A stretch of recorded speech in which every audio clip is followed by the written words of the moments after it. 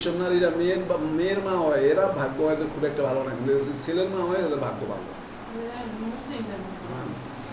এরা মুসলমানদের মধ্যে প্রভাবিত হওয়ার কারণ হচ্ছে আমাদের তো কয়েকশো বছর আগে আমাদের মানে হিন্দু বা ওই জাতীয় ধর্মের রীতিনীতিতে আমাদের পূর্বপুরুষরা ছিল, হয়তো কয়েকশো বছর আগে ওদের বেশ কিছু অনুষ্ঠান আমরা ওই কারণে অনুষ্ঠান করি। হ্যাঁ, এটা এই কারণে এরকমটা করি। কাজেই দত্তক হচ্ছে অন্যের পুত্রকে নিজ পুত্র গ্রহণ করা হচ্ছে মূলত দত্তক, তবে ছেলে হইতে হইব, ছেলে দত্তক নিতে হবে, এটা মেইন কথা।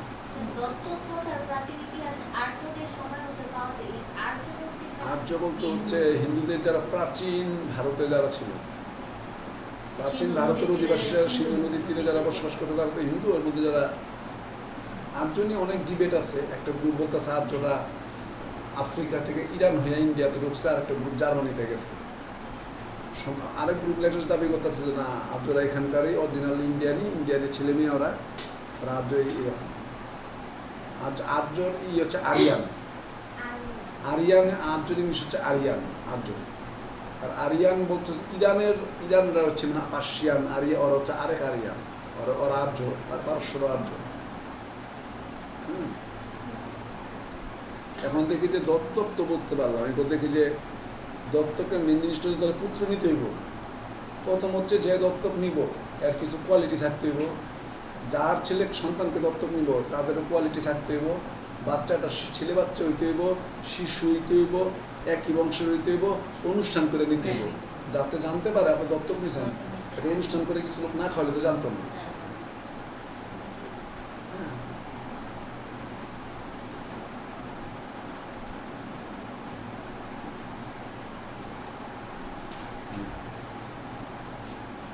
তাহলে যার সংজ্ঞাটা বুঝতে পারলে আপনি উপাদান লিখে দিবেন, আপনার মাথা কামার দরকার নাই। সংজ্ঞাটা বুঝতে পারলে উপাদান লিখে দিবেন, গেল। হিন্দু আইনে যিনি দত্তক গ্রহণ করতে পারেন, ওই যে হ্যাঁ, হিন্দু আইনের দত্তক আমরা ভালো করে বলবো, দত্তক আমরা জানি পরে 3 স্টার মেরে রাখবো। বোনের ছেলেকে দত্তক গ্রহণ করা যায় না।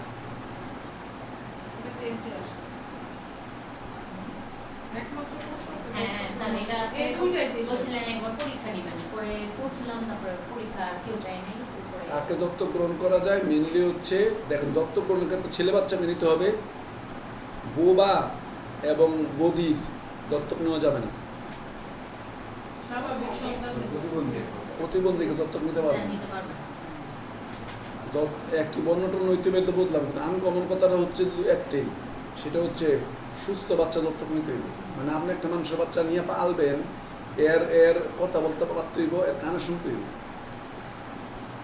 মানে ও মেন না, মেন হচ্ছে সুস্থ কিনা তৈরি নিতে পারবেন।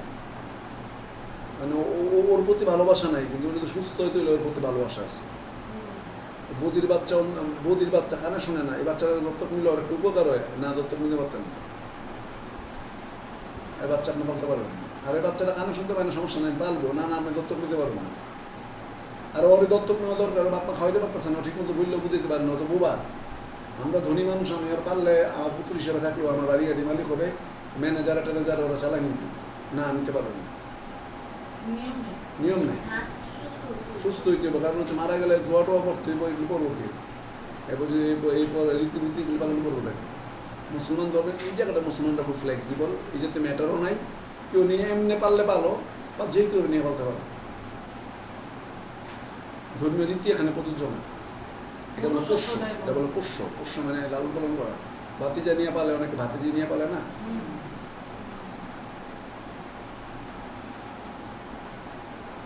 হ্যাঁ, তাহলে আর একটা মেনের জিনিস হচ্ছে, যাকে দত্তক নিবেন এই বংশ উচ্চ বংশ হইলে চলতো না, সমান সমান বা এক ধাপ নিচে হইলেও চলবে।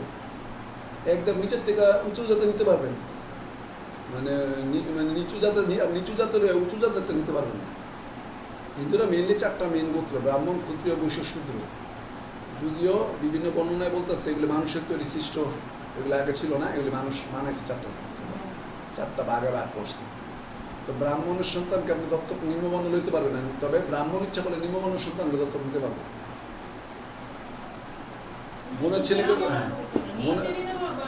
সমান নিচে বা সমান, মেন হলো সমান, সমানের মধ্যে একদম নিচে হলে সমস্যা নাই, কিন্তু উচ্চ দামে নিতে পারবেন না। খানদানটা নিতে পারবেন না, লো খানদান হলে পারবে, ভালো খানদান হলে পারবে না। ব্রাহ্মণ মর্যাদা সম্পন্ন এবং এটা ব্রাহ্মণরা খুব টেকনিক্যালি সমস্ত ধর্মগ্রন্থ হাতে রাখছে। তো আমাদের মধ্যে যেমন আমরা খুব হুজুর, হাফেজ, আলেম এগুলো খুব রেসপেক্ট করি, ব্যাপার খেলাটা হচ্ছে ওই একই রকম খেলা। আপনি সাইকোলজিক্যালি আপনি একটা বায়াস, এটা হচ্ছে হুজুর মানুষ এই ব্যস্ত যাওয়ার চান্স বেশি। আমার ভরসা না, আল্লাহ মনে আমার পছন্দ করে না। হ্যাঁ, আমরা কেউ জানি না।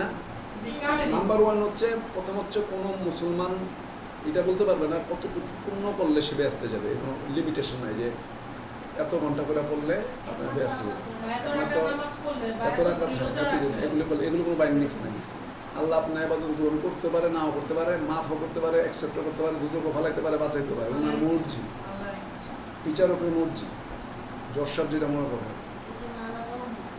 এলা আল্লাহর দয়া ছাড়া কেউ এটা পাবে না। এটা বোনের ছেলেকে দত্তক নেওয়া যাবে না, কোনো যাকে বিয়ে করা যায় না তার বাচ্চা দত্তক নেওয়া যায় না। সূত্র হচ্ছে এটা বোনের ছেলে হোক আর যার ছেলে হোক, যাকে বিয়ে করা যাবে না তাকে দত্তক নেওয়া যাবে না, তার সন্তানকে দত্তক নেওয়া যাবে না। একমাত্র পুত্র হলো ফ্যাক্টম ব্যালেট, একমাত্র পুত্রকে দত্তক নিতে পারবেন, কিন্তু এটা ফ্যাক্টম ব্যালেট হয়ে নেওয়া উচিত না। কারণ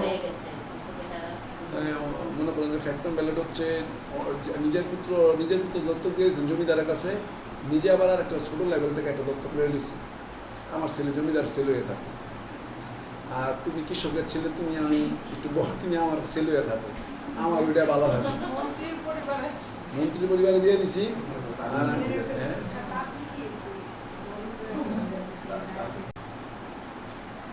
ওই রকম ব্যবহার বলি। তাহলে আমরা দেখলাম যে একমাত্র পুত্রকে দত্তক নেওয়া যায়, এটা নিয়ে দ্বিমত আছে। একমাত্র পুত্র তো নিজেরই দত্তক নেওয়া দরকার, সেক্ষেত্রে যদি করে দত্তক নেওয়া যাবে।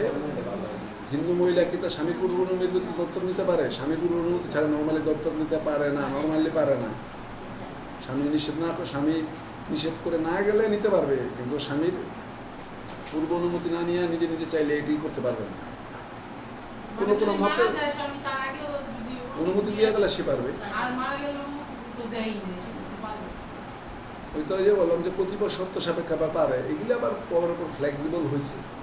হিন্দু আইনে বেশ কিছু ম্যাটার পরবর্তী ফ্লেক্সিবল হয়েছে। কালেক্টর অফ মাদুরা বনাম মুতুরাম মামলার মধ্যে ফ্লেক্সিবল বলছে যে নিতে পারবে, দরকার এখন নেওয়া। এই মহিলা কী করবে, তার থেকে দত্তক নেওয়া দরকার, শেখাতে পারবে।